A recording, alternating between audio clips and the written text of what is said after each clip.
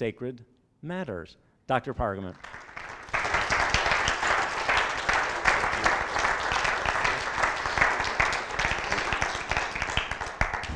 Thank you, Alan. It's such a pleasure to be here, and I feel so honored to be here with all of you tonight. Humbled, I have to say. As an academic clinical psychologist who does clinical work 1 day a week, I've had the luxury of being able to shut the door to my office. You are in the trenches, working with people, helping people in your day-to-day lives and vocations, and you don't shut the door to your office, or at least not very often. And I know the power of that and how much you end up giving and how much you put into it and what it can take to do the work that you've done over the years. So I'm very indebted to you, grateful to you. I had a wonderful chance to listen and learn from Alan Johnson, from Chuck Knapp, Marta Arley, Deborah Bronstein today, and it was just a wonderful chance to talk and share our interests and our experiences. So this is all very special. So thank you to the Interfaith Network on Mental Illness, Windhorse Community Services. I'm again delighted to be here. I also like to always thank some of the people I've worked with over the years. I collect the faces of people who've collaborated with me. This is to work with spirituality and these issues, to learn about it, to learn from people, my collaborators, researchers, practitioners. You can't do it alone. This has to be done in a community. And these faces are part of my community that I've had over the years. And believe me, this is just a small segment of faces of people who are willing to have their names on their faces on Google Images. Some people are shy. Let me just say a word or two about how I got interested in this area, because people often want to know, who are you? How did you get interested in this? I went into psychology in 1976 at the age of 5. I started young. I started at 1970. Actually, I started grad school in 72. And I went into the field because I thought psychology would help me understand what makes people tick, what makes me tick. I thought it would help me answer questions of why are we here in this world? How can we make the world a better place? All those questions were very important to me because I had no answers whatsoever. And I have to admit that I was disappointed in my training. I mentioned this to some of the people we talked earlier, so I apologize for repeating the story, but I only half-jokingly say that my very first client was a 5-pound feathered pigeon. It's true. And we studied pigeons to learn about reward and punishment. And the idea that by learning about the principles of reward and punishment, operant conditioning, that it would be applicable to people. And actually, some of those principles are helpful in working with people with severe behavioral problems and young children, all kinds of things like that. But as much as I enjoyed my pigeon, I called him Walter. Those of you who are old enough would get the pun, Walter Pigeon. Those of you who aren't old enough, I'm not even going to try to explain it to you. Walter Pigeon's an actor, an old actor. Walter taught me a lot, but Walter was not real helpful when it came to the big questions. Why are we here? How should we live our lives? How do we make the world a better place? Walter was mum, didn't have a word about it. So I started looking for answers elsewhere, outside of psychology, and found that people who were religious or spiritual in their experiences were dealing with some of the same questions I was dealing with. Why are we here? How do we make the world a better place? I became really engaged in conversations with people, not only from my own tradition, Judaism, but from Muslims, Buddhists, Christians, Hindus, and I visited many temples, many mosques, many churches, and talking with them about the role of religion and spirituality in their lives. Now, I wasn't talking in theological terms because I didn't find that particularly moving for me to talk about theology in the abstract. What I found powerful was listening to people talk about the role that faith played in their lives when they were facing critical life situations, when they were facing an illness, a death, divorce, a natural disaster. When people talked about their faith, there was emotional power. People were not neutral. People started to cry. People shared frustration. For some people, their spirituality was the greatest resource in their lives that allowed them to survive the most difficult times in their lives. For other people, their religion, their spirituality made bad matters worse. I was really intrigued, and I became hooked on trying to learn more about it. Initially, I approached the whole area as a researcher, but then I started to ask similar questions among my clients. I was pretty timid about it initially because I didn't want to offend anybody, and I was afraid if I talk about religion, somebody would start yelling at me, or was it an appropriate question? But just the opposite. When I raised religious issues, spiritual questions, it opened up the relationship to a deeper dimension. I was really hooked. So I've stayed in this area. I continue to be hooked by the topic and informed and transformed myself in my own life as a result of this work. I'd like to share with you tonight some of what we've learned about what I call sacred matters and how spirituality can be a vital resource for resilience, for health and well-being. Let me tell you a story of one of my early clients that helped shape this work. And I'll call her Alice. I saw Alice probably a good 30 years ago now. She came to my office. She was, at that time, about 40 years old, very plainly dressed, no makeup, straight hair.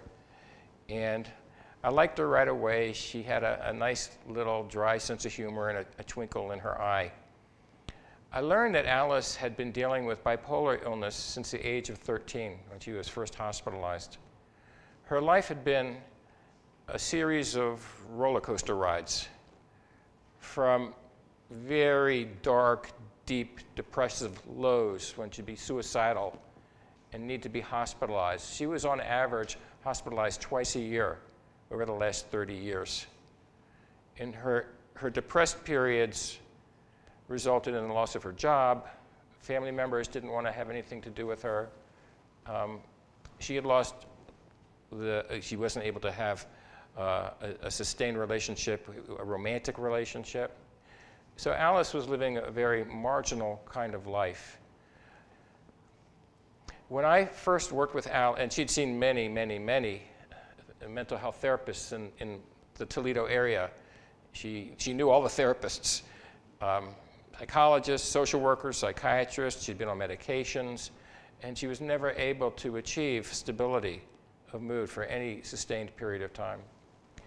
I worked with Alice for a year, and I was no more successful than anyone else had been. Hospitalized twice in periods of suicidality, and I felt terrible because Alice is such a very delightful woman. One day she comes to the office, and again she's in a real low period, crying hysterically, talking about suicide, having an active plan. She planned to go home and stick some cloth into her tailpipe in the garage and asphyxiate herself. And I'm thinking to myself, oh gosh, I'm going to have to get to the hospital. I feel so terrible. I can't help this woman. I can't help her, move forward in her life. And at one point in her crying, she says, oh, when will my suffering end? When will my suffering end? And I heard that, and it struck me as a lamentation, a biblical lamentation. When will my suffering end? And I decided I'd respond in a similar language. I said to Alice, Alice, where do you turn to for solace in the midst of your suffering?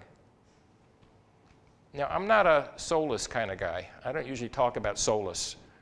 You know, I don't think I mentioned solace one time today in our podcast.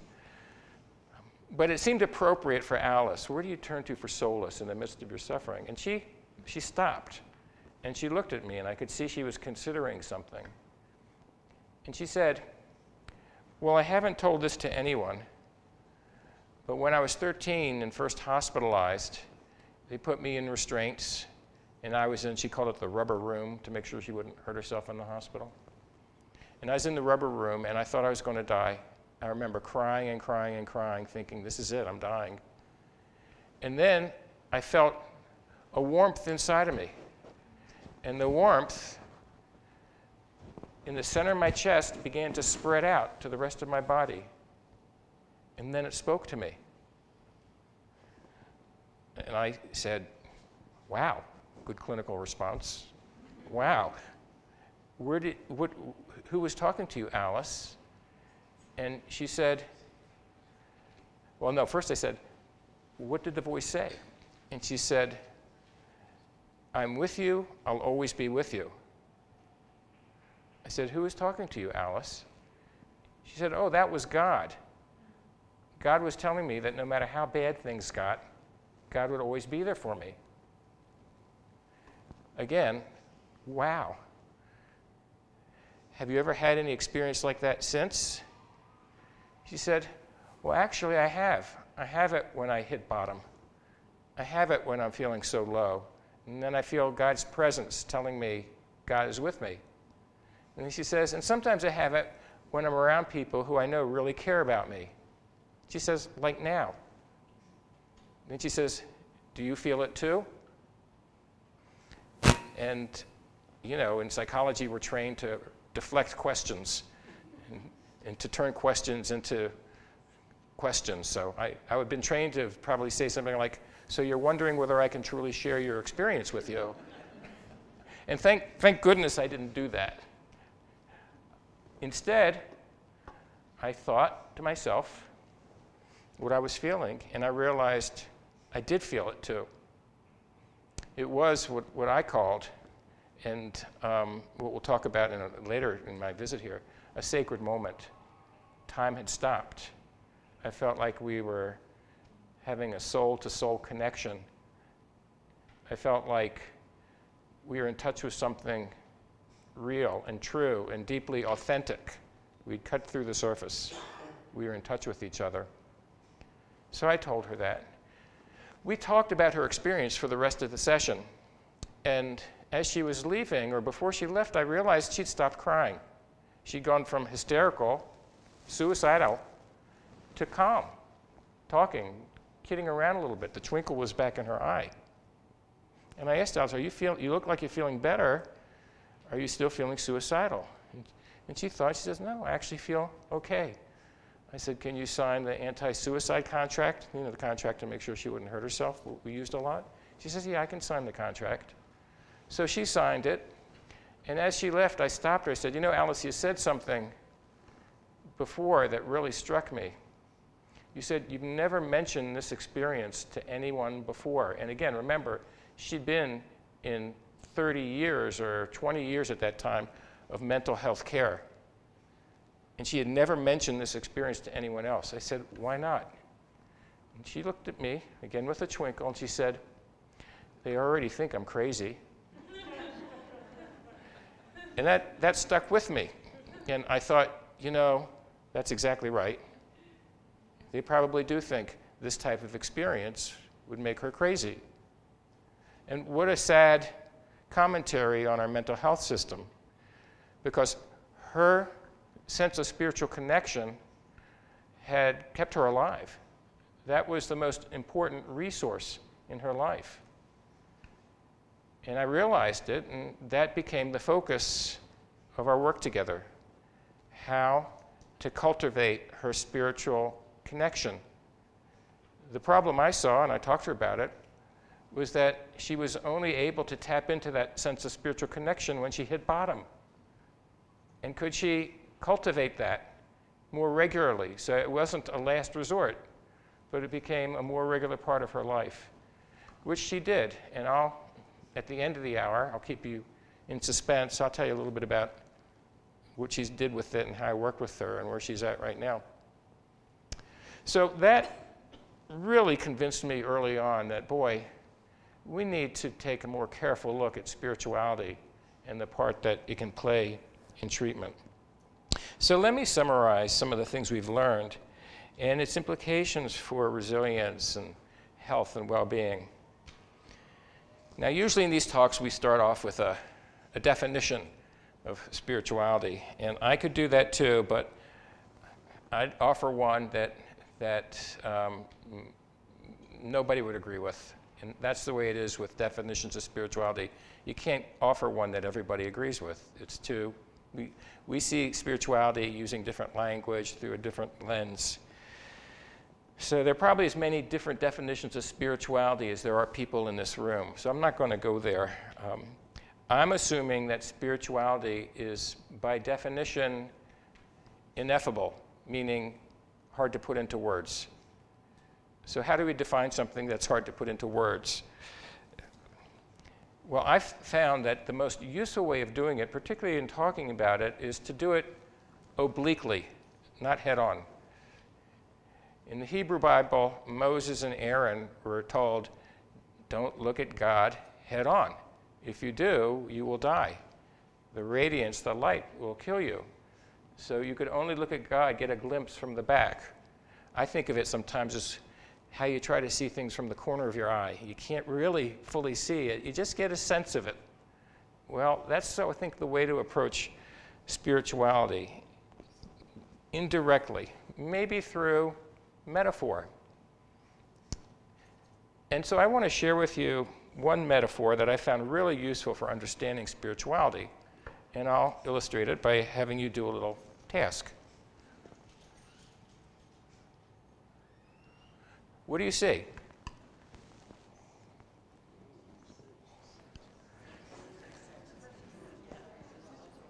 Tell me what you see. Tell me everything you see. You see a beautiful woman. Okay, do you see the face? Everybody got the face? Anybody see anything else? A saxophone player. Yeah, I see Bill Clinton. Don't you? Don't you see the Bill Clinton look? Okay, you see them both? These are, you either get it or you don't get it. But, okay, so some of you see the face, some of you see the saxophone player. Who's right? It's a silly question, right? Who's right? They're both there in the picture. Okay, here's another one. They get a little harder. What do you see?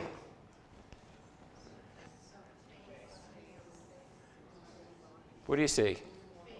You see a face? You see the face? It kind of looks like a, I don't know, William Shakespeare or George Washington kind of face. Yeah, the big forehead. What else do you see? Do you see the woman walking on the path? Looks like a fur coat next to the tree. Yeah. Again, who's right? Silly question. Here's a tougher one. By the way, these are called figure ground illusions. Gestalt psychologists like to study. This one's even more complicated. What do you see?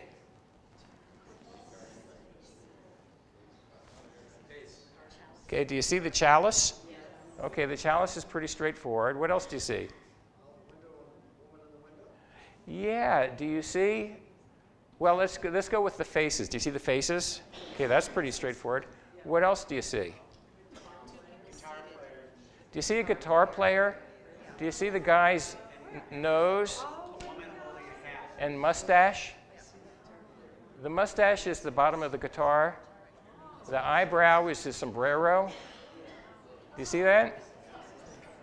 It's like when you see it, it's like, oh! It just pops out at you. It's an aha moment, a moment of insight. And do you see what about the woman? She's no innocent here. She's wearing a hat. See the woman's nose, the left elbow of the woman's nose, the nose of the woman contains the left elbow of the woman with a sombrero. See that? You got that? There's a lot more in this picture. Someone mentioned look in the guy's left ear. Yeah. It's the old woman coming out of the left ear routine. It looks like a door. She's coming out of a door. His ear is a doorway. Okay, again, these are all figure ground illusions, but they make an important point. And the point is that to see this picture fully, we have to see not only the foreground, we have to see the background. There's a foreground and there's a background. And if you don't see more deeply into the background, if all you see is the foreground, then you're missing the full picture. Every picture has depth to it. Spirituality has to do with seeing life more deeply. That's the metaphor. Spirituality has to do with seeing life, your life and the life of other people, more deeply, more than material bodies.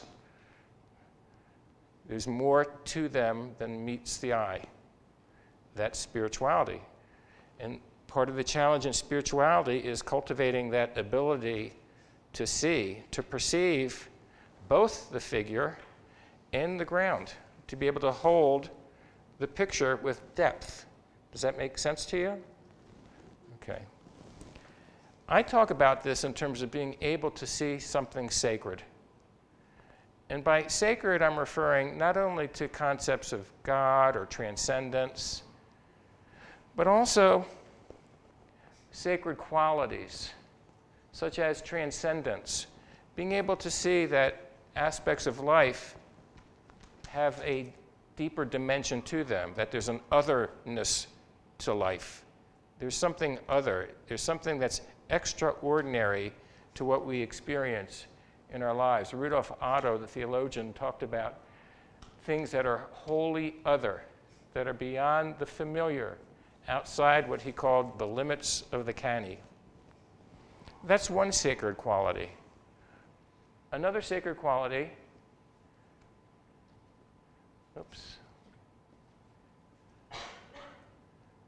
is boundlessness.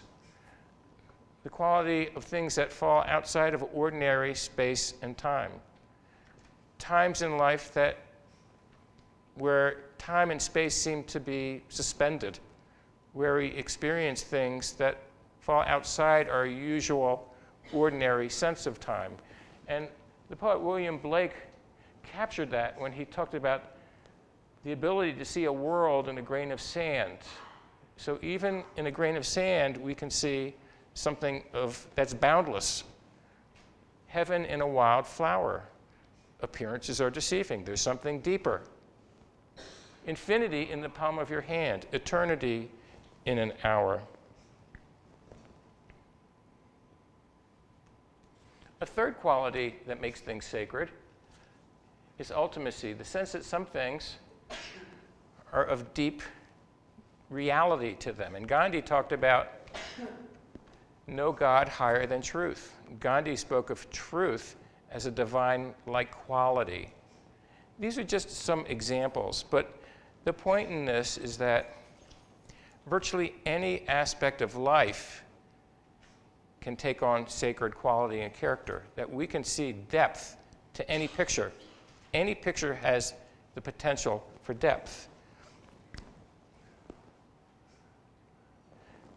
The eminent sociologist Emil Durkheim once said, by sacred things, one must not understand simply those personal beings, which are called gods or spirits, a rock, a tree, a pebble, a piece of wood, a house.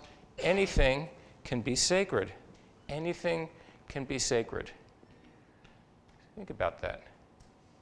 If I were to ask you, let me ask you, think for a minute about what do you hold most sacred in your life? What do you hold sacred? Anybody willing to respond? What would you hold sacred? Get a few examples. Yes.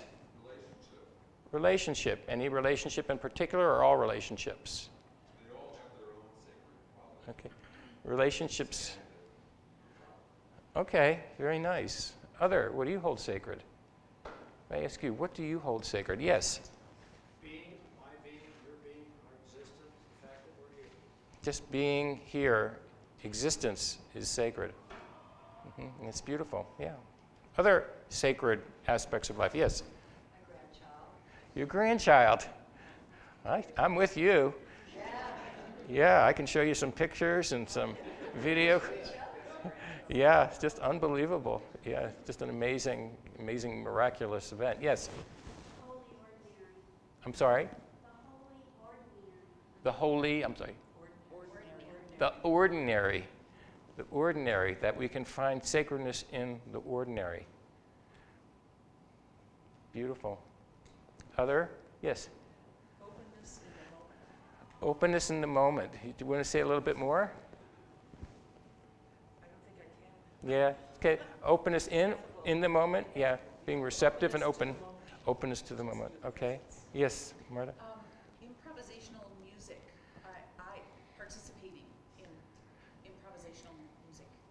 Participating in improvisational music. Yeah. There's one. I forget who the theologian was once, but he wrote. I've never had a direct experience of God. I believe in God because of Mozart. Yes? So, one of the most meaningful things to me is being of service to another, or watching someone think of someone else's well-being. Caring for somebody else. Taking care of somebody, helping somebody. I would say that for many of you here who are working in the mental health field, your jobs are not jobs, they're vocations. That you imbue your job with a sacred meaning. They have a deeper meaning, a deeper understanding. Lord knows you're not in it for the money. You know, you're in it because of other deeper sacred values and purposes that it serves for you. It's a vocation. You don't have to be a clergy to have a vocation. The ordinary helping, and even if you're not in the mental health field, but you're a caretaker to a relative, a child, a parent, that caretaking can be a sacred vocation.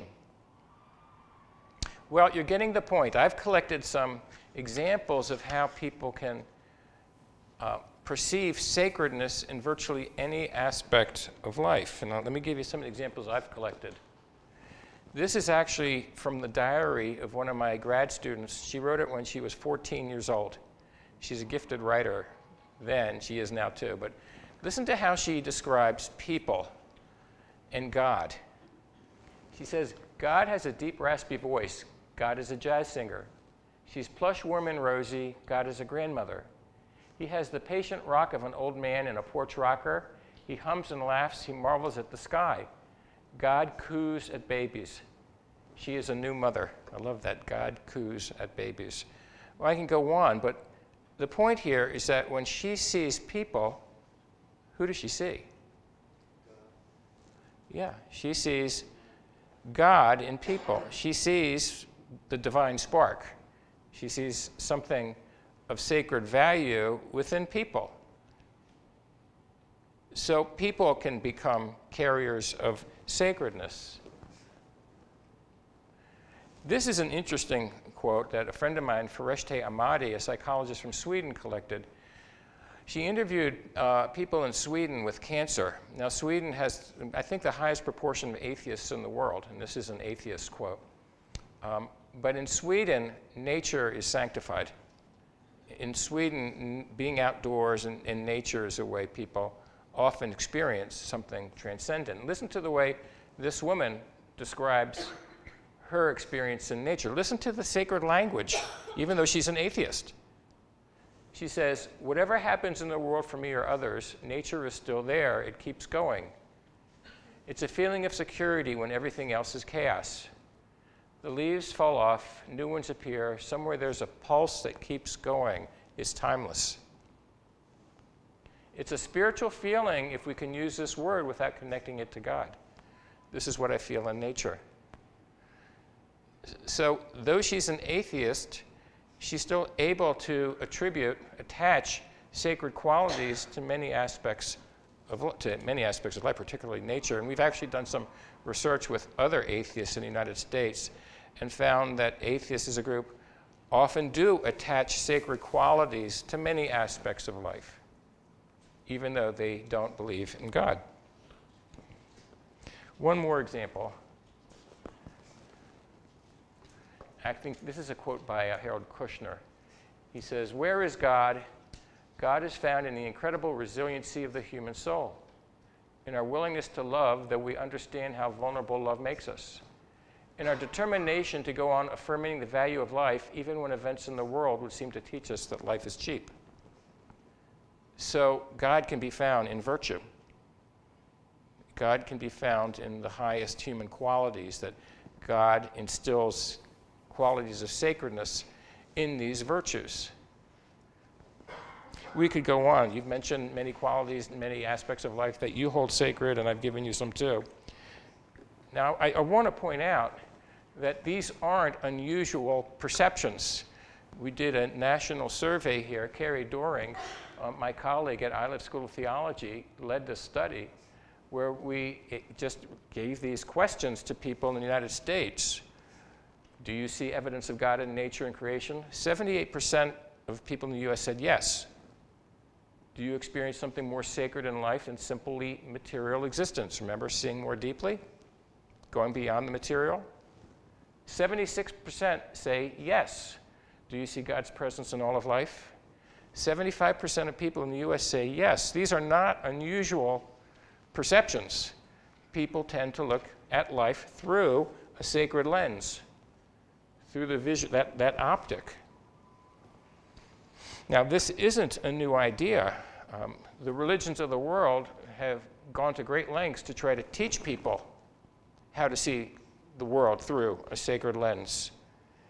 And in that sense, the religions of the world are not removed from the workings of the world itself.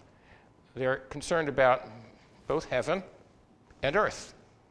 And the challenge, I think a big part of religious institutional life, is teaching people to move from heaven to earth, to teach people how to make religion relevant so it's just not up in heaven, it's down to earth. And people can come to perceive sacredness in many ways. They can see it through just being taught by family members, institutions. They can discover sacredness through their own personal actions, through religious study, practicing religious disciplines are ways of trying to instill a sense of sacredness. And for some people, it's more revealed. It's what Eliade, a religious scholar, described as a hierophany, meaning the sacred kind of erupts into the world. The sacred comes to you. You have a revelation of sacredness. But however they develop, I think being able to see the world through a sacred lens is transformational. Virtually any aspect of life can take on sacred significance. In fact, your whole life could theoretically be seen as sacred. Now, I think most of us can't pull that off. I think, you run into a lot of traffic. You can't get a parking space downtown Boulder because it's so crowded. You'd have a hard time saying, well, this is a sacred moment, I'll tell you. Damn it.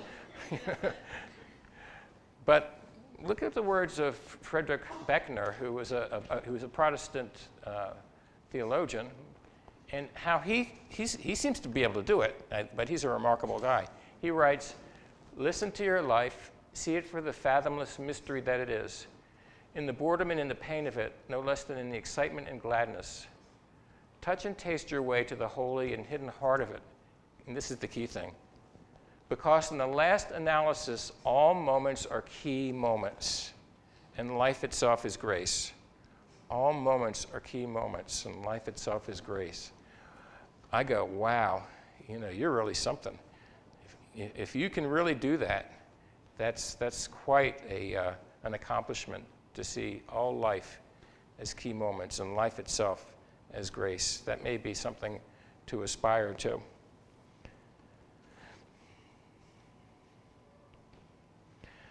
Now, you may say, well, is this just all trivial sentimentalizing? Are we just talking about a way to sentimentalize life?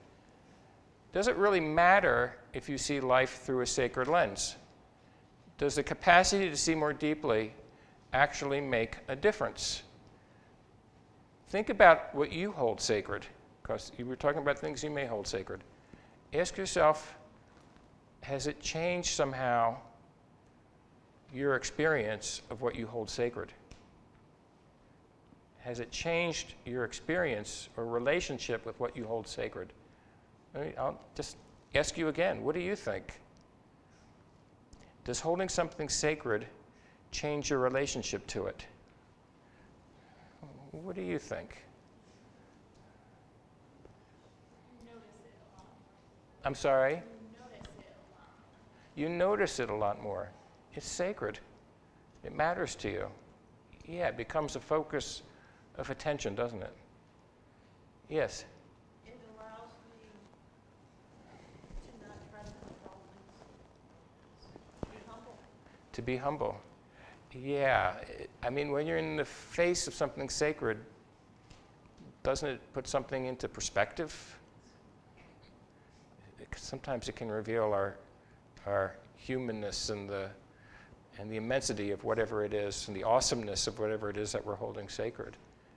The example I've used before is in one of my books is the Grand Canyon. You know, you see the Grand Canyon and it's like, but I mean, the Rockies for me. You may be used to seeing the Rockies. A guy from Toledo, where the biggest hill is our golf course mound. I look at the Rockies and I go, oh my God, you know, that's amazing. It's really amazing. Other ways, holding something sacred changes your relationship to it. Yes? That's more intimate. There's an intimacy. Could you say that a little bit? There's An an intimacy. intimacy. Could you say a little more about it? It changes you because you want to perceive it as sacred and notice it. And then it becomes a part of your life experience. And so there's this intimacy with it and you. Right. Where you are, not the other. Right. This intense closeness or connection to it. Yeah. You have a relationship with what you hold sacred, an intimate relationship. Very nice. Yeah. Other ways your experience of the sacred changes your relationship to it, or you? Yes. There are two things that I was thinking of when you were saying what do you hold sacred. One is time, one is silence. And how this has changed my relationship is I feel, I get upset, if you will, if somebody does not honor the sacredness of my time or my silence. You know, if like for instance, if I'm on retreat and I have other priests around and they're talking when it's supposed to be a silent retreat, I have a kind of resentment in some ways to people who do not treat as sacred what I see as sacred. Yeah. Almost like a violation. Yeah. You know, they're stepping on sacred territory. Yeah. Yes. So it evokes like deep gratitude. Ah, Almost like taking my breath away. gratitude, thankfulness. And like thankfulness of having that in your life or being able to experience it. Yeah, it's beautiful. Yes.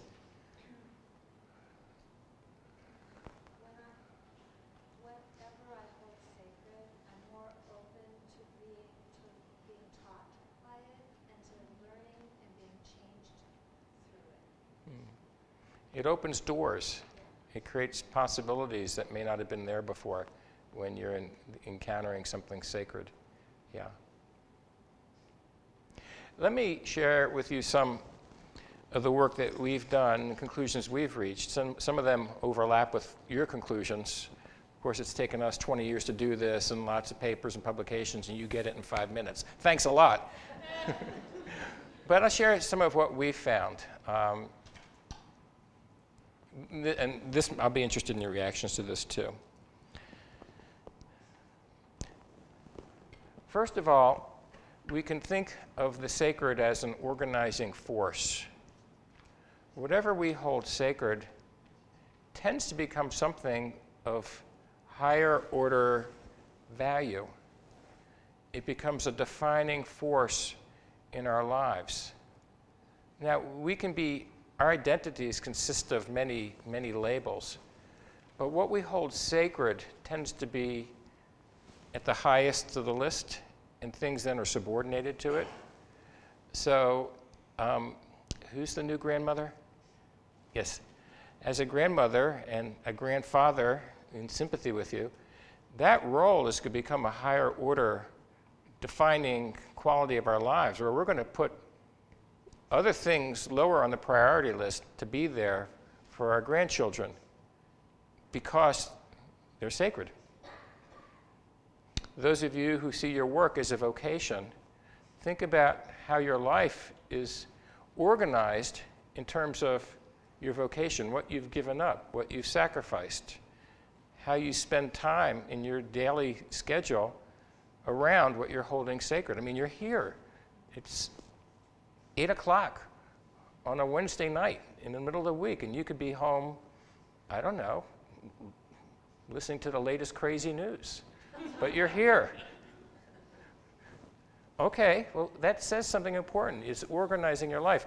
Let me give you an example that made the point for me several years ago. I was working with this woman who was coming to me as a result of multiple trauma. She had been, just a tragic story, she'd been gang raped several years earlier.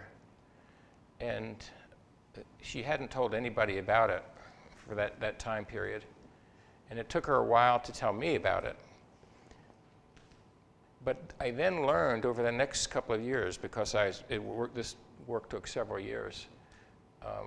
Initially, I was just working to help her with her suicidality because she was overwhelmed with trauma and just wanted to die. So initially, I was just focusing on helping her to stay alive. But I later learned that as a result of the trauma, she had dissociated and had developed a dissociative identity disorder, multiple personality. And she had 6 personas. And I got to know them over the next couple of years. Very challenging work with this woman, even though my goal with the client who came to therapy was to help her achieve greater wholeness. There was a lot of resistance in her from the other personas. One day, after I felt like we'd been making some really good progress in therapy, she came in, and the angry persona spoke to me. And the angry persona said, "I'm just coming in today to tell you that we're terminating therapy. I'm only telling you because I believe you deserve that civil response. But we're leaving." No, we can't leave. We can't leave. We need Ken. He's the only one who's going to help us. He's the only one we can trust. If we leave, we're going to die. We're leaving therapy. You need to become more independent. He's making you more dependent. He's making you more vulnerable to future rapes. You're starting to trust him. You're putting your life at risk. We need to stop it. I'm going to stop it. No, you can't stop it. He's the only one who's going to help us. If you stop it, we're all going to die. We're stopping it. We're not coming back. No, yes. No, yes. It sounded like family therapy, but with one person. Well, I said to her, to the very upset persona, I said, because she wants me to make her come back, I said, I can't force you to come back. And I wouldn't want to. You've had enough of men coercing you in your life, and I'm not going to add to that. I do think you need to come back. I do think you need help. If I'm not the right person for you, then I'd be glad to refer you to someone else. But ultimately, the choice has to be yours. No, you can't do that. You have to help us, because if you don't help us, we're not going to live. Well, I really think you do need to be here, but you somehow have to come to terms with whether you want to be here or not, and that's your decision. And I just left the "your" in your decision was like, oh, I don't know who's going to decide. So I didn't know if she was going to come back or not. Next week, she came back. And much to my surprise, I was introduced to her seventh persona. And her seventh persona was very quiet and soft-spoken.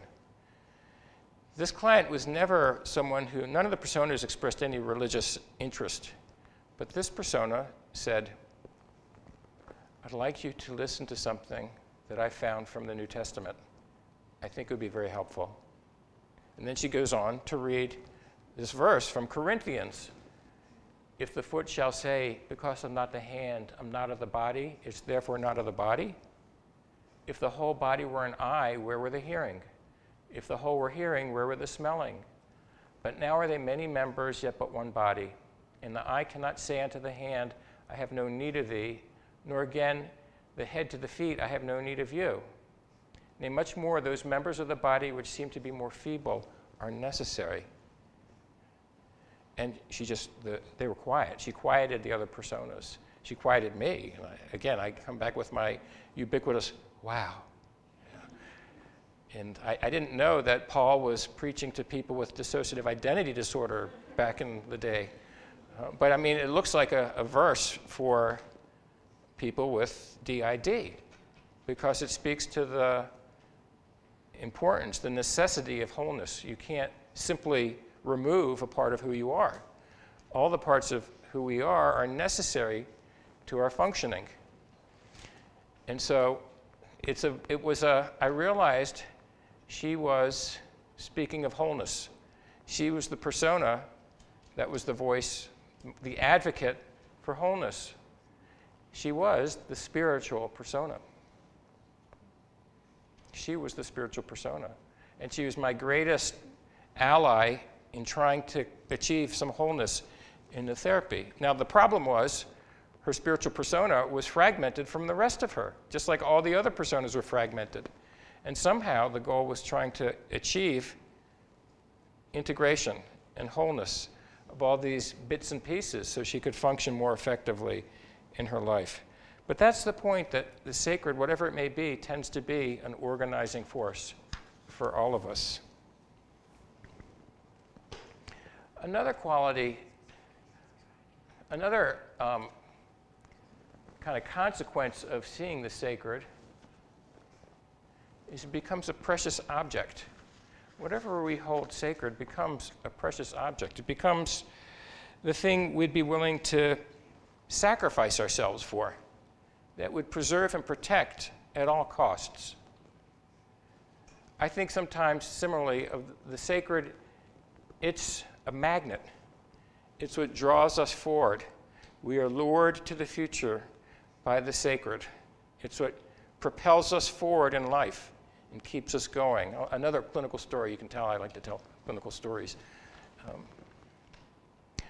I saw a woman who she was 40 years old, and she had been diagnosed with a malignant cancer, and was told she only had 2 years to live.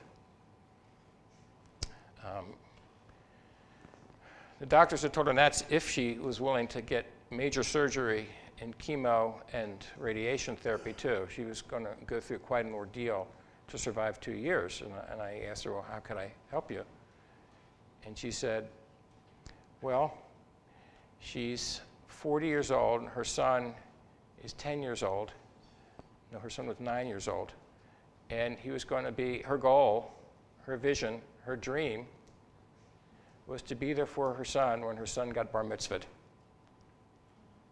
at the age of 13. So she wanted to double her time from 2 years to 4 years. And she wanted my help in kind of sustaining her through that process, because the treatments were going to be pretty darn tough. And she would need a lot of support to go through what she was about to go through. And I agreed. And this woman was just a real inspirational figure. What she went through with the kind of integrity and courage and strength was just remarkable. And how did she do it? I think she had this vision. She was going to be there for her son in his bar mitzvah. She wanted to be there when her son made that transition from into a young adulthood. She wanted to be there. And she suffered a lot to do it, and she survived. As a matter of fact, she made it almost to his high school graduation. The longest anyone with this form of cancer, I learned, had survived, at least in Ohio.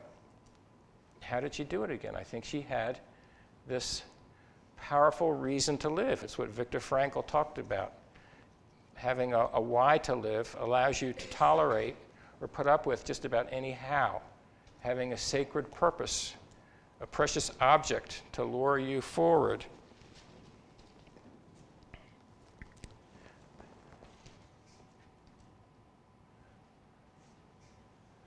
The sacred also becomes a resource.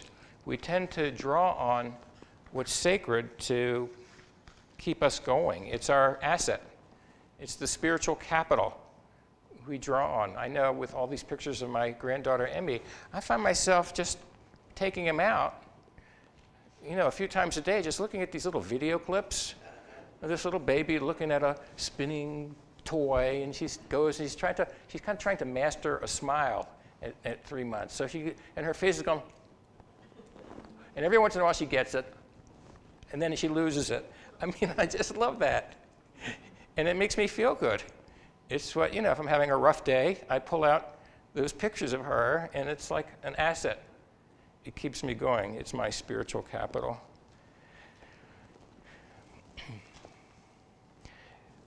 Studies have shown that other people also draw on whatever they hold sacred in their most difficult moments. Now, I came across this years ago. Now, some of you may remember Life magazine. Okay, well, Life magazine used to be it's not around anymore. It used to be a great magazine. Well, Life magazine went out and interviewed survivors of Flight 232. Now, this was a flight that left Chicago, and I think it was going to Seattle, someplace out west. And the tail of the plane blew up. Some of you remember it? I know the National Transportation Safety. Really? Okay. Well, but some people were killed in the air, and the plane starts hurtling down from, I don't know, it was up there pretty high, I don't know, 27, 30,000 feet. So the plane goes into a nosedive. And it takes a while, even with the plane out of control. It's still going to take a few minutes for the plane to go from that high to the ground. And the people are thinking for sure they're going to die. I mean, you think about a scary situation, there it is.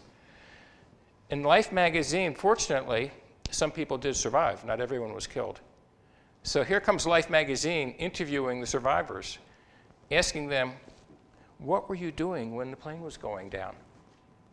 It's a great kind of experiment into what do you do when you think you're facing the last few minutes of your life? What do you do?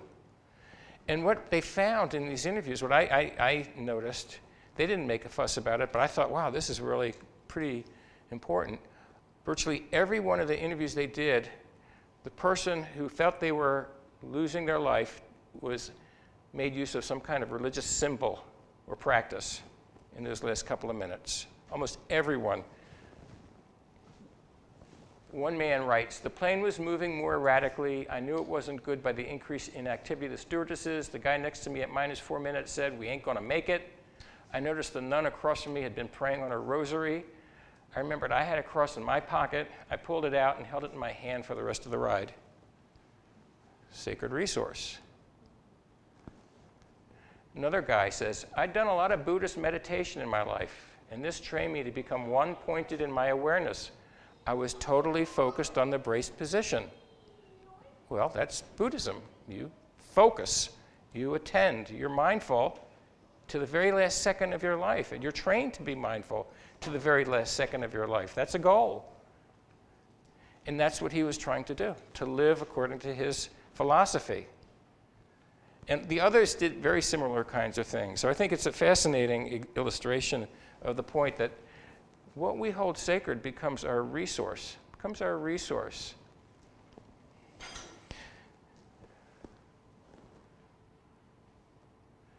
And last but not least, the sacred becomes a source of powerful spiritual emotion. It elicits emotions, and some of you described them. I was struck, gratitude. That's one of the most powerful emotions. Uplift. Humility. Sometimes fear. Love. These are powerful emotions that can be elicited by things such as the birth of a child, the Grand Canyon, listening to a beautiful piece of music, a wedding ceremony.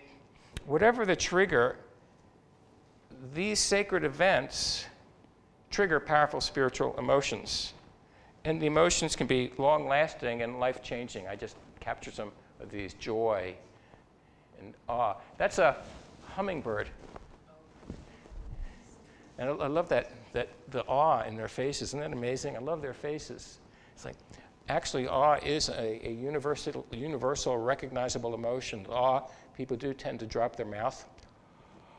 That's an awe. It's a kind of like universal response. Awe, we show the same.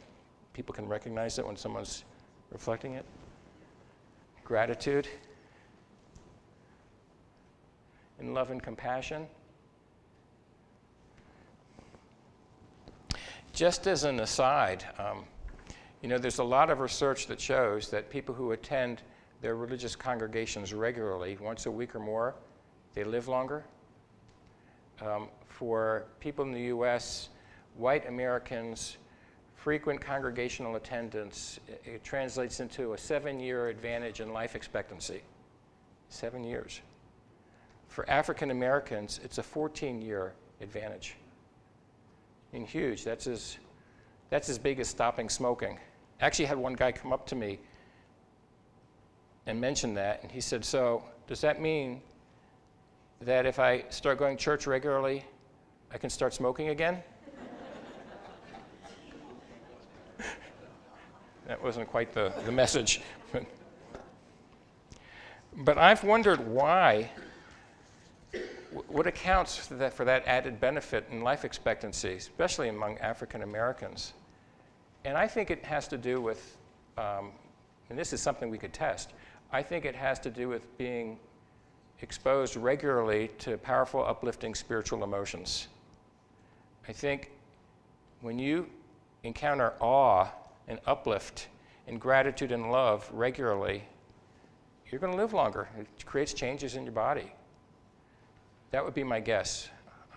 And you think about African American services where there is a lot of uplift, powerful emotion, testaments, all kinds of things that I think can really produce just those emotions. But if you flip it, then it suggests that if you go to a church, for instance, where the music is really bad, then it can kill you. If it works one way, then it can work the other way. Okay. Well, I've been focusing a lot on the benefits of seeing the world through a sacred lens of spirituality and why and how it can be so potent in people's lives. But I also want to note that there is a darker side to it. And I want to mention some aspects of it because I think it's important to, it's not, I think, a new insight to you to note that there are some forms of religion and spirituality that can be destructive. We see plenty of examples today in the world. So let me say a few words about the darker side. One is the problem of desecration.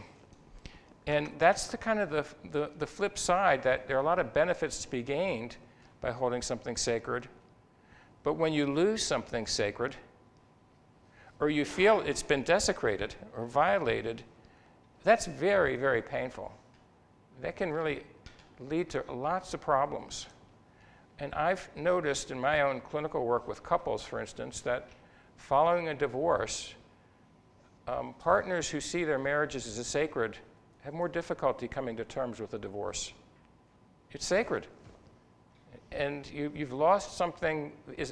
You haven't lost just a legal connection. And in this way, seeing marriage purely in economic, legal terms may be a benefit in that very limited sense. Seeing marriage as a sacred covenant, a vow between you, your partner, and some higher force, means that if it's lost or violated, if your partner has cheated on you, has had an affair, that's not just cheating. It's not just playing around. It's a violation. It's a fundamental violation of what you hold sacred. And that's really tough to come to terms with.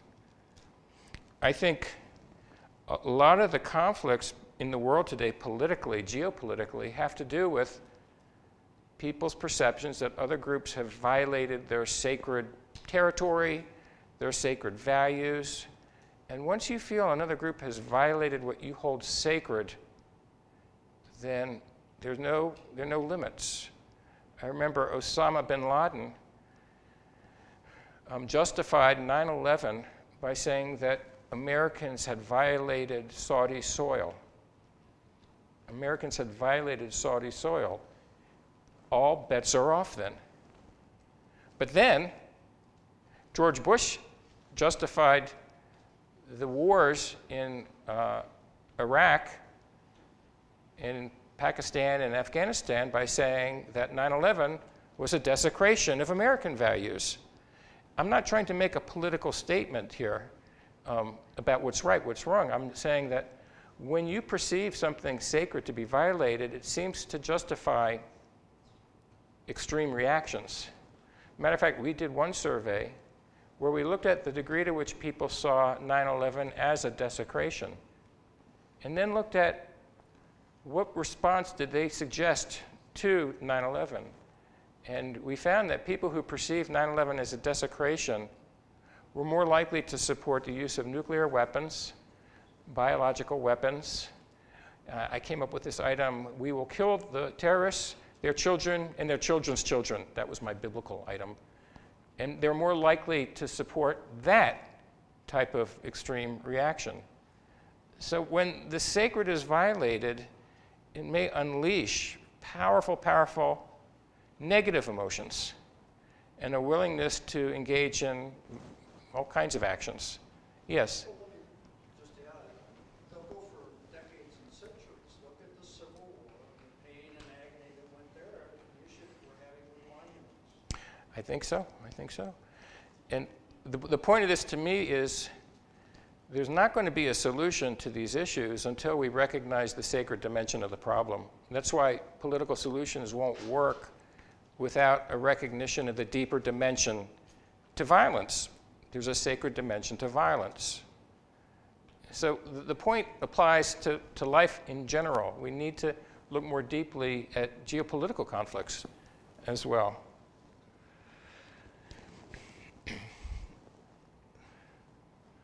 Another problem in seeing the sacred, it's the problem of small gods. And I'm relying here on a book by J.B. Phillips called Your God is Too Small. And fortunately, it's a small book that he wrote. It's a classic he wrote in '97. And his thesis is that we tend to hold small pictures of God in our mind, small representations. He came up with these examples. The God of absolute perfection, who insists on complete and total loyalty and flawless performance. The heavenly bosom, who provides limitless solace and comfort without ever asking for anything in return. The resident policeman God, who serves as the nagging internal voice that at worst spoils our pleasure and at best keeps us rather negatively on the path of virtue. Now, what J.B. Phillips argues is that these are limited representations of the divine or the sacred, and as a result, they're not capable of helping us deal with the full range of human experience and behavior. Harsh images of God offer no room for compassion and mercy and forgiveness. On the other hand, small gods aren't limited to punitive beings. People who see God or the sacred as purely loving and protective are also vulnerable to disillusionment and disappointment because they can't reconcile a heavenly bosom God, a God who's going to guarantee that they're never going to suffer, with the reality of pain and suffering in their lives. I had a good friend of mine who, she was an African-American woman, and she was a psychologist. She had led a very challenging life. She grew up in a lot of poverty. She was the first in her family to graduate high school. She went on to graduate college and get her PhD. And she had become a faculty member. And so what she had achieved was just remarkable, incredible. But she had a difficult life.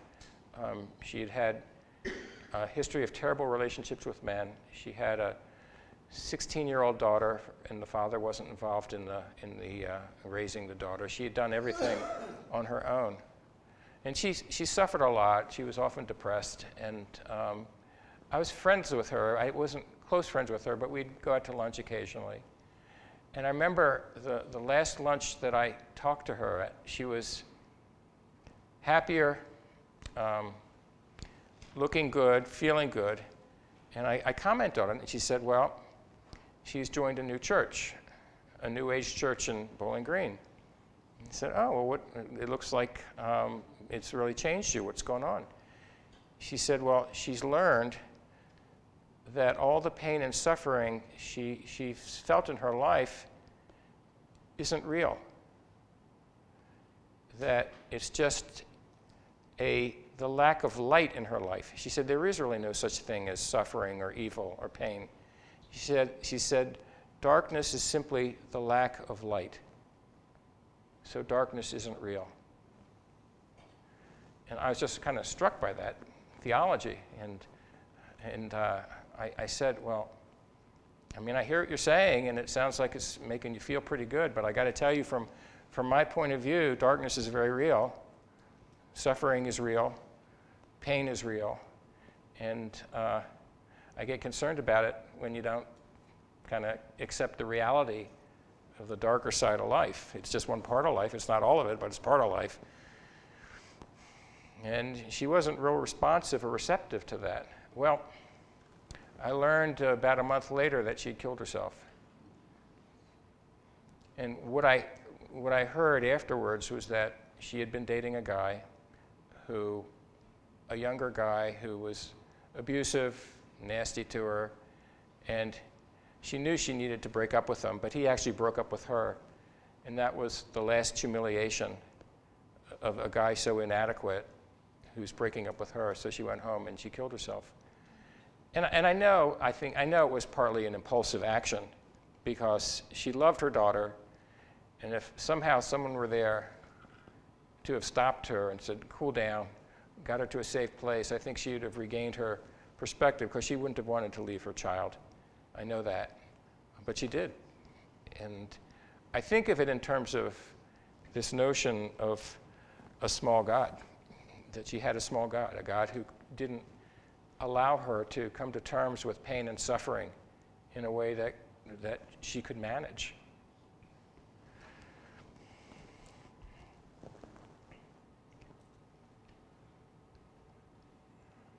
Oops. By the time I finish this presentation, I'll learn the difference between forward and backward, I promise.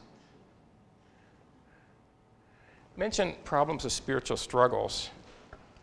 And this is one of my real interests right now, of conflicts and tensions that arise when around in the spiritual realm. We can have tensions and conflicts. We can be shaken to the core with respect to core issues, with respect to our relationship with whatever we hold sacred. We can have core struggles interpersonally about religious and spiritual issues. We can have struggles intrapersonally about our failure to live up to our higher moral standards. I was just mentioning at dinner tonight that we've done this kind of research with many groups, including Buddhists. And among Buddhists, the most common type of spiritual struggle is moral struggles.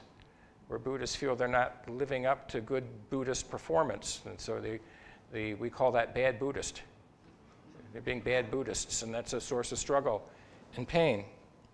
Here's an example of an undergraduate. There.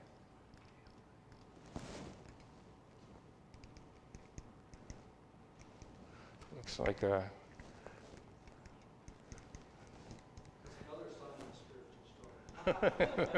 Let's see here. It looks like we're.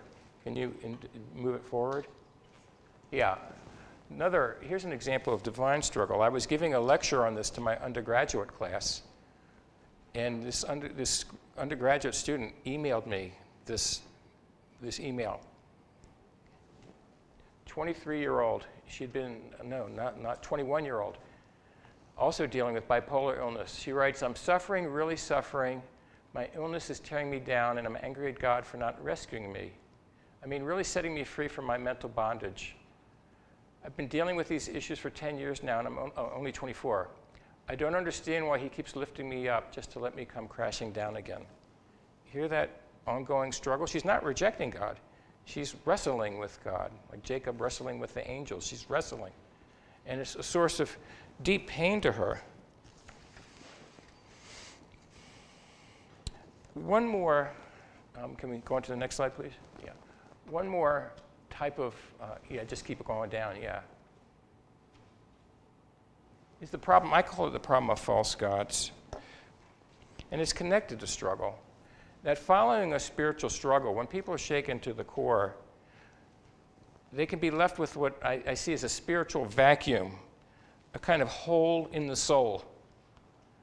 And when there's a hole in the soul, other aspects of life can rush in to fill the vacuum. And most commonly, I think, what rushes in to fill the hole would be false gods, worshiping other parts of life. So drugs, alcohol, narcissism, sexuality can become addictive objects. Can you go on to the next slide, please? This is an example from a pastor in his book called Thirst. And he describes how his alcoholism is serving a pseudo-spiritual purpose. It's filling, you can read this and you can see how it's filling that hole in the soul. He's saying, as my alcoholism progressed, my thirst for God increasingly became transmuted into a thirst for seemingly godlike experiences that alcohol induced. Alcohol gave me a sense of well-being and connectedness. Wasn't that an experience of God? Alcohol released me from the nagging sense that I was never good or competent enough. Wasn't that God's grace? Alcohol dissolved my worries about the future, allowing me to live in the present. Wasn't that a divine gift? At my core, there was a thirst for whatever would fill the emptiness. So you hear how addiction can serve that spiritual purpose.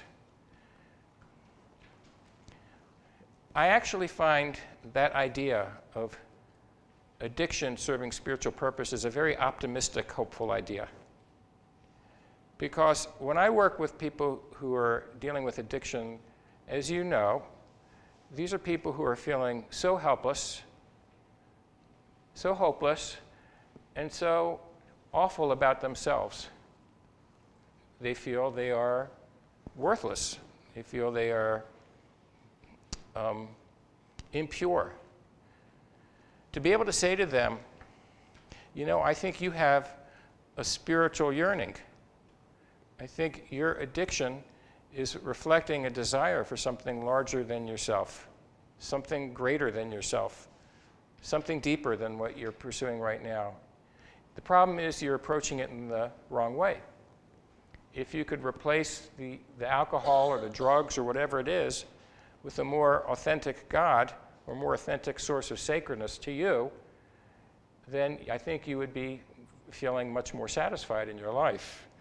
And that's, I find, a really useful, helpful idea. That's a way of helping people feel less shame and give them more the capacity to draw on the kind of higher spiritual self rather than the lower impulsive self that they feel is dominating their life. They may feel there is nothing more in their life than a lower impulsive self. And to be able to say, no, you have a higher spiritual self. It's just gotten kind of lost or misguided. Let's get back to it. How can we blow on that spark in your life again? Okay, let me talk a little bit about some practical implications of all of this, and we'll open it up for a few of your comments and reactions.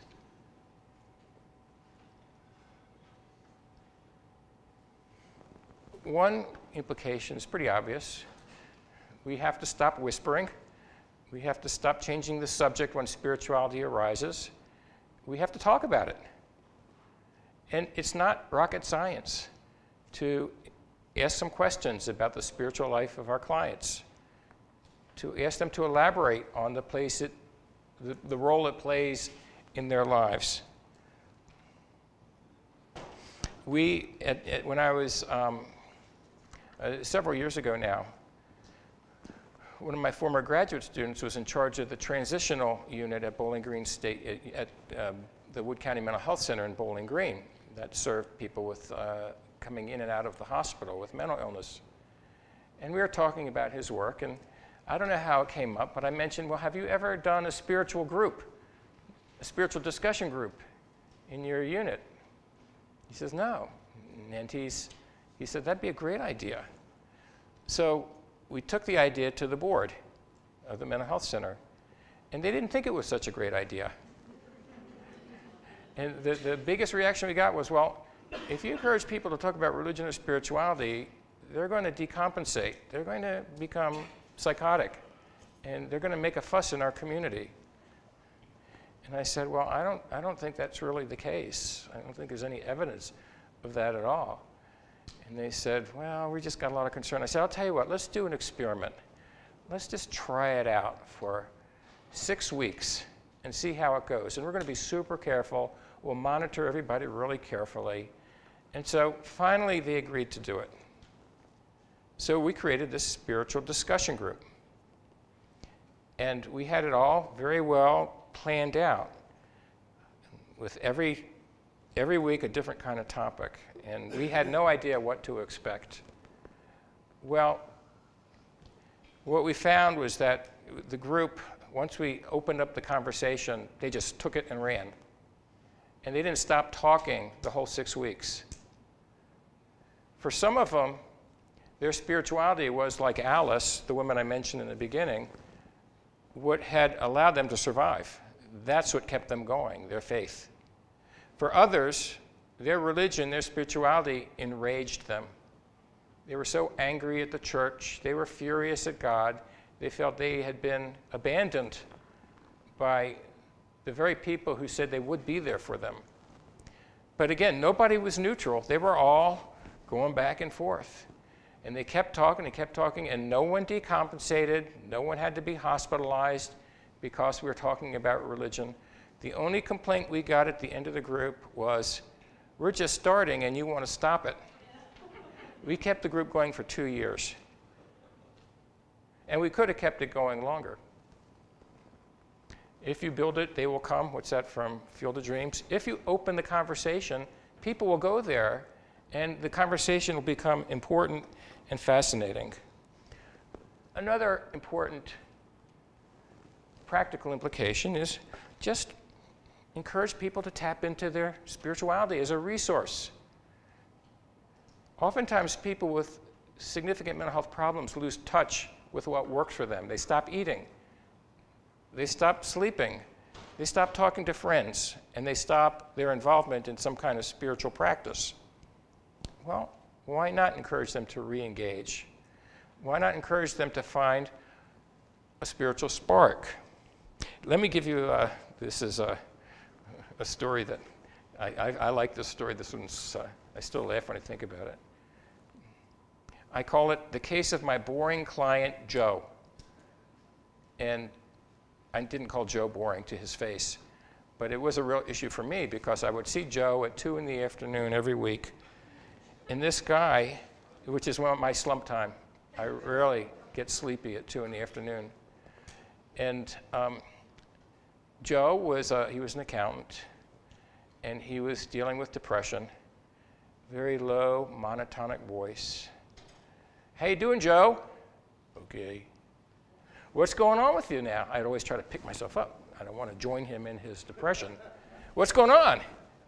Not much. What would you like to talk about today, Joe? I don't know. You go. 50 minutes of that. Really tough. And Joe was my first case where I was really seriously at risk of falling asleep. And I used to always deride therapists who fell asleep on their clients. I knew some who did. My clients would tell me about other therapists who fell asleep on them. And I thought, how could they? That's so rude. It's inappropriate. You should sue them. And here I am, close to stage 1 sleep myself with Joe. And I talked to my wife about it. She's a clinical social worker. About how do you deal with, somebody's making you so sleepy? She says, you just have to energize yourself and all that. And so I decided the next week I needed to do something to kind of jumpstart Joe. I wanted to see if there was any kind of spark in him, a sacred spark. Now, Joe wasn't a religious or spiritual guy, but again, if you think of spirituality more broadly, then people have sacred sparks, even if they don't see themselves as religious or spiritual. So I come in and I see Joe, and I say, Joe, I've been thinking this week. I've been wondering, have you ever had a day where you kind of wake up and you say to yourself, man, I am really glad to be alive? And I realized as soon as I phrased it that I made a mistake, because you don't ask close-ended questions to Joe. I thought he was going to go, no. Well, he didn't. He said, well, there was that time I flew jets. Joe, you flew jets? I mean, this guy was the most unlikely jet pilot you would ever imagine in your life. He says, yeah.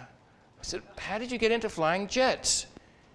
He said, well, I always liked planes, and my parents, when I was in college, knew I liked planes, and so they gave me some flying lessons for my birthday. And I took that Piper Cub up there, and I got pretty good, and I qualified. Then I went up to the next level, and I qualified. And I went up to the next level, and I qualified. And after a couple of years, I was able to get in a jet. And man, that jet, incredible. You get in that cockpit, and you pull back on that stick, and that sucker just cuts down the runway. It lifts up, and it cuts through the sky. You can touch the face of God in that thing. I go, Joe, that's the most incredible thing I have ever heard. I said, do you still fly? No. Why not? I don't know. I just kind of lost touch with it, I guess. Joe, we got to get you back in the cockpit. And that's what we did. I mean, we worked to get him requalified in flying. And the therapy changed because Joe had found a spark, or he had reignited a spark. And I was really interested in what it takes to qualify as a pilot. Joe was not boring when he talked about it. It was really interesting. But we used the metaphor of flying for the rest of his life. Joe, you need to become a pilot at work. You need to become a jet pilot in your relationships. And he's a bright guy. He got it all. And he did. He took off. Using that metaphor of flying, he didn't mean touch the face of God in any literal sense, but this was a source of sacred strength and inspiration for him. And I have to say, I never did have to fall asleep on Joe. It's funny that I call him Joe because I never drank coffee till I saw Joe. Then I started drinking Joe because I needed to, but I still drink coffee. I often think of Joe as I'm drinking it. Okay, well, let me move on. I'm going to conclude with this little story and then open it up for any comments or questions you have. What I want to do is talk a little bit about what happened to Alice. Remember Alice? Okay. Well, I worked with Alice for another 10 years or so. And during that time, we talked a lot about how could she cultivate her sacred resource, her sense of spiritual connection. And what I learned was that even though Alice hadn't graduated high school, she loved to write. She loved poetry. So I encouraged Alice to start writing poetry, and she did. And over the years, she's become, I think, quite the poet. We've also talked about other ways she can facilitate her sense of spirituality, and she's done many other things, including re-involvement in a church. And of everything that we've done over the years, that we did over the years, I believe the spiritually integrated therapy was what made the difference. Since I started taking that tack with Alice, she went from 2 hospitalizations a year to, over the next 10 years, 1 hospitalization when her mother died, and that was just for a couple of days. I mean, a remarkable change. She was able to sustain herself in the community. She still had mood swings, but they didn't have that deep suicidal, dark side to them.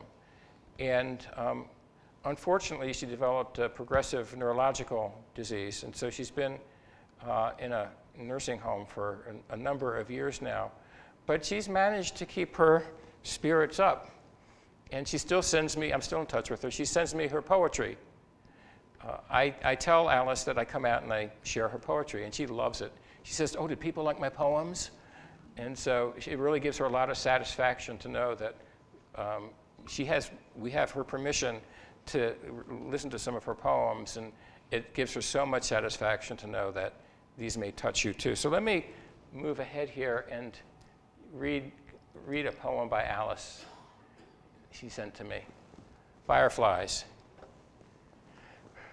Remember when you were a child in the summertime at night?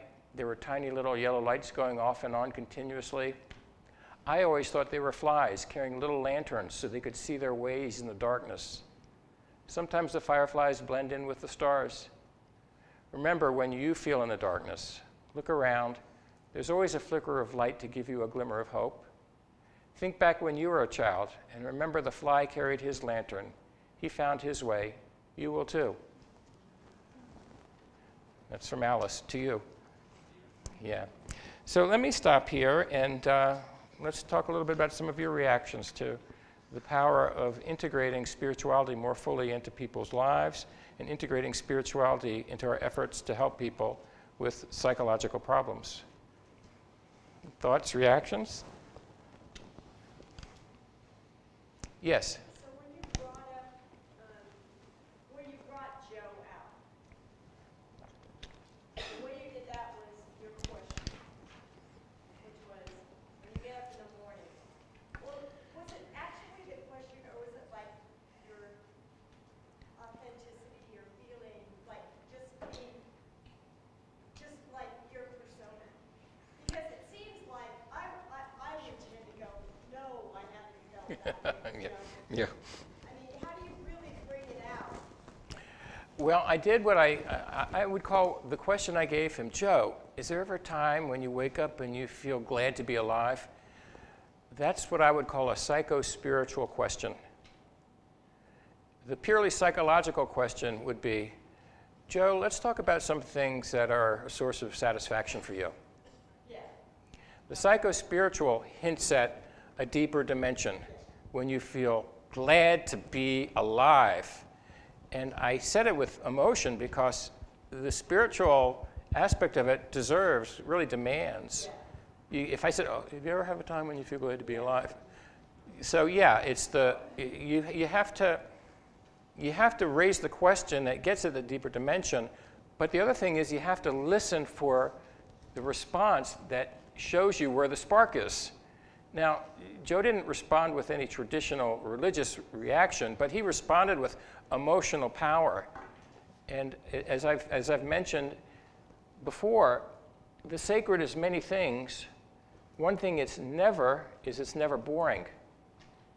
So you find what's of sacred power to people by listening to where their deepest feelings are. And that's what you listen for. So I'm trying to get at, here's a guy who's just depressed and flat, no energy, no emotion. So I'm trying to figure out, is there a spark in your life? It's kind of like a car with a dead battery that you want to try to jump start it. You want to try to kick it in and find where's the spark in your life? And the assumption is there is a spark in your life, that you're not dead. It's just, it needs to be jump-started. It needs to be catalyzed. So that's what I try to do. And I think I've found it to be really helpful with the people who are dealing with a lot of depression, because they have often lost touch with what they hold sacred. And I worked with another woman who came in, she had terrible depression, just terrible. And we were talking about what she enjoys, and she started to talk about the only thing she seems to like to do is to draw pictures of dinosaurs. She said she always loved dinosaurs as a kid. And so she just loves dinosaurs. And I said, well, why don't you bring in some of your pictures of dinosaurs? So she brought in these pictures of kind of crudely drawn dinosaurs, but I thought really neat because there's some energy in them, and the Tyrannosaurus is kind of violent, and there are other animals that are kind of munching vegetarians, and they're all interesting. And we started talking about dinosaurs. I said, do you have any dinosaur books? She says, only like about 10,000 of them. I said, so bring in your favorite dinosaur book. So she did. We started talking about dinosaurs and more dinosaurs, and then it turned into, she came up with the idea of maybe taking an online course about dinosaurs. So she took a course from Harvard on dinosaurs and did very well in it. And the whole time, her energy is picking up. And then she went on a dig in Arizona to look for dinosaur bones. And I mean, that wouldn't have been my thing, being out in the desert digging for dinosaur bones. But she was totally captivated by it, and she came back, and she was like Joe. She was just picked up. Yes? I'm curious about the distinction between spiritual and religious. Those who identify as spiritual versus religious. Could you speak to that, please? Yeah, I tried to avoid that. Never mind. No. I tend to think of, the reason I avoid it is it's so contentious, and there's been this tendency in our culture now to polarize the two. That spirituality is kind of seen as individual, subjective, really good, kind of woo-woo spirituality. And religion is kind of seen as like heavy, dogmatic, restrictive, enslaving even, and structured and institutionalized. And if you remember George Carlin, the way he used to do the different voices, so you have spirituality here, and you have religion here. Well, the way I think about it is that spirituality, it refers to our efforts to discover, hold on to, build a relationship with something sacred. And that search, that process can occur within or outside of a traditional religious context. The religion provides the context. And some people will prefer to do their spiritual search apart from any traditional context. Others prefer to do it within a context. And in fact, most people in the US call themselves both religious and spiritual. They're not inconsistent with each other. Most people in the US are both, not spiritual only, even though we hear a lot about the spiritual only group. Well, that group is rising in number, but still most people are both today.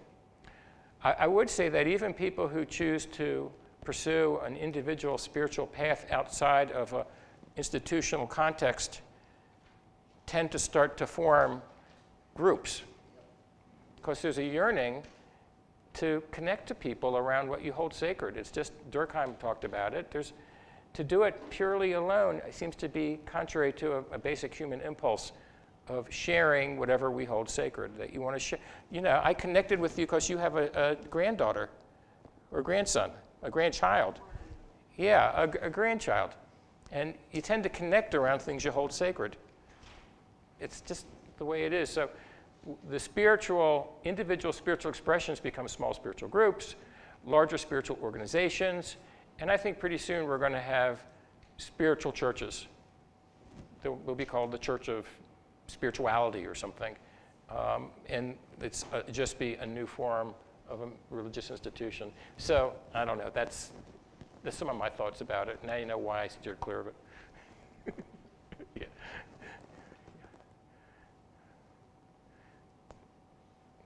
you ever see Alice when she was on a high? Yeah, she would have, her highs weren't as low as her lows were low, but she had some high periods too where she could be kind of silly and a little manic in her behavior, and not to a dangerous point. I was always more concerned about her with her depressed periods. Yeah. Yes? I wonder if you might comment for a second about the topic of spirituality allowing, as it seems like in many of the examples, that was a gateway or a door into a more authentic relationship with the client where there was more of a two-way dialogue, if you would, if you could comment. So that Yeah, the other topic- yeah. I think that really is true. I mean, I hadn't quite put it like that, but yeah, I think someone here suggested when we're talking about what happens when you're in touch with something sacred, that you become more intimate with it. There's something about that that's really true, that it's kind of like with Alice when I felt like she was seeing into me. She knew me for a second, and I knew her in this very deep way. And Martin Buber, the Jewish philosopher, talked about the I-thou connection, and I felt this I-thou connection, that we were not dealing with each other as objects, but I was truly seeing her, and she was seeing me, and we knew each other. And I think that's why we've stayed in touch all this time, because she knows me, I know her. She refuses to treat me like an object. I don't treat her like an object, and it's something, there's something in, I'm going to talk more about this in one of our subsequent talks, but when you have that kind of deep spiritual connection, it does facilitate, it doesn't do justice to it, it facilitates the therapeutic alliance. But more than that, it facilitates just plain old caring and loving connection. That's a better way to describe it. And when you have that with clients, if you're fortunate enough to have that or cultivate it, those are the relationships that stay with you your whole life. I think of the clients, now that I'm kind of at the tail end of my career, that I remember the most. They're the clients who we had those connections, where they knew me. Not that I came in sharing my life with them. You think you had a bad week, let me tell you. No, I didn't do that, but they still knew me. And they knew me, they knew I had a weird sense of humor, and they knew some of my peculiarities, and it was okay, they could joke with me, and I could joke with them. There was a kind of meeting of human beings in the context of a professional relationship. Yes? It's interesting that he brings that up.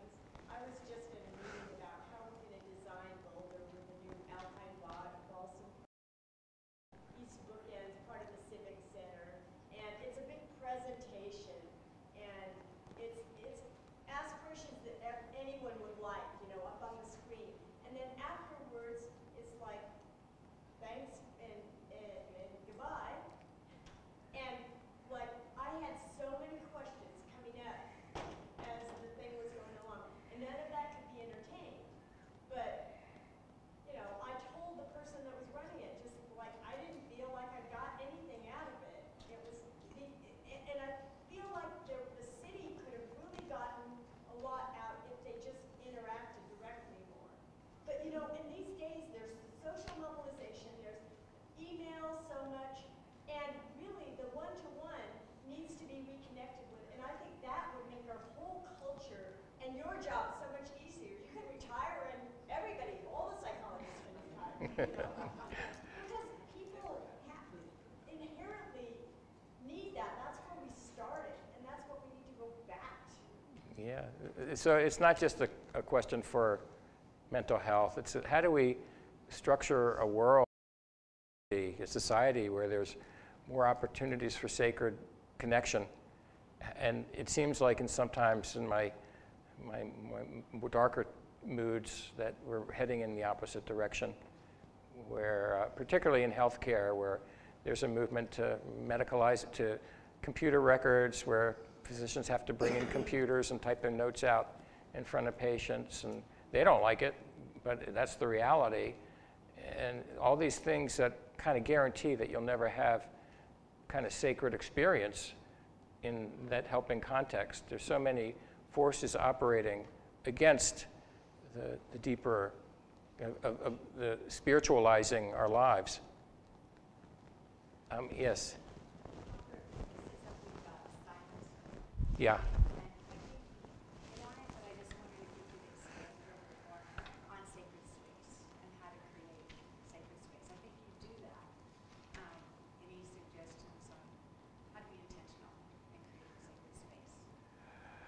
Well, I think it's to recognize that oftentimes the biggest gift we can give to our clients is just to be there with them. But that presence is not inactive, it's not passive. It's attending, it's listening, it's sharing compassion. But that's a real gift because, you know, working with the people we work with, the problems they're presenting, their family and friends, they can be very loving, but it's tough to tolerate, it's tough to hear for sustained periods of time. And for us to be able to do that and keep ourselves together in the process is a real gift. The challenge is that we become, I think sometimes, we have to find ways to sustain ourselves too.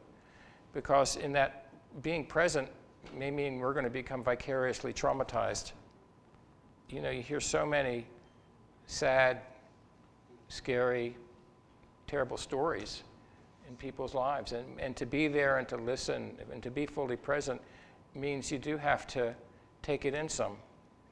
And I mean, I'm sure you've had sessions like mine where I come out and I feel sick of the story that I heard, that I had to hear. And it wasn't my job to share my feeling of being sick. It was just what I took on, you know, being a witness, taking it on, listening. And so you need your own support. You need your own sacred healers to keep yourselves together. And the idea that we somehow can be objective and that's not going to affect us, then I think when we take that stance on, we do become burnt out. We need to somehow hold on to our humanness, but it's quite a challenge. So generally the topic of spirituality comes up almost immediately when there's a death, when there's the topic of somebody dying. And it's especially prevalent whenever that stage of bargaining comes up, you know, about how did God let this happen, and it's especially poignant when there's been a suicide. And I just wanted to find out if you had any thoughts around how to allow that discussion around bargaining and talking about being angry at the person who decided to take their life, or being angry at God for allowing this person to die. What do you do with those? How do you try to deal with those? Yeah, I try to accept those as legitimate lamentations. Being mad at God, mad at the person who died, mad at yourself. These are all expressions of profound pain that are all tied to grief. And as you say, a stage of grief maybe.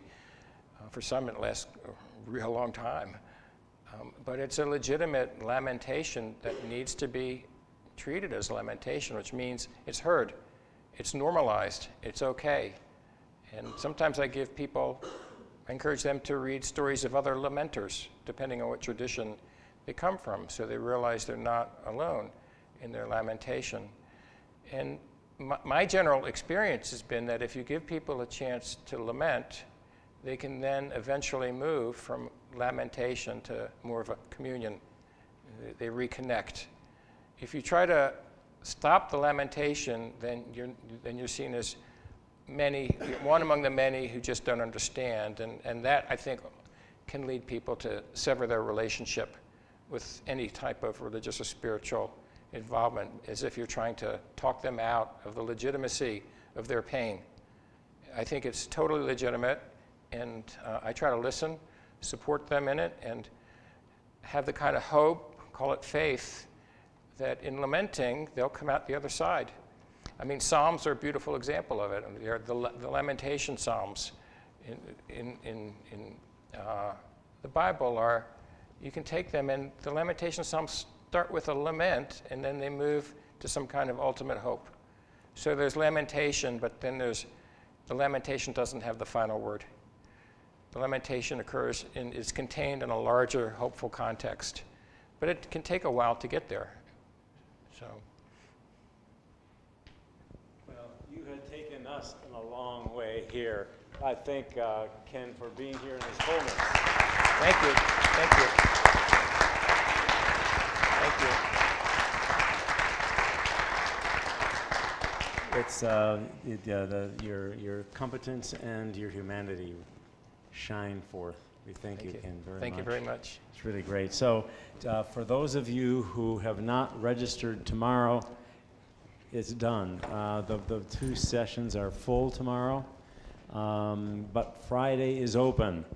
If you do have, if you want to pick up another flyer, the next session that you could attend to would be this Friday at 10 o'clock at the Naropa Event Center, and pick up a flyer about that if you wish. And Ken's going to be. Sorry? 63rd. Yeah, 63rd. Right. That's the location. 6287. Yeah, 6287. It's in the flyer right here. So you're welcome to come there as well. Really, I'm sure that Ken is going to sign books. If you want to buy a book, they're in the back there. There is a little box there. What does it say again? What's that? Oh, it says donations. I couldn't see it from here. Donations, that's always welcome. We have some refreshments. Help yourself there. Please look at the displays.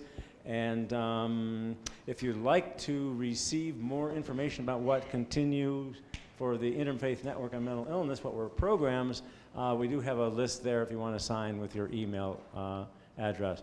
Thank you for being here.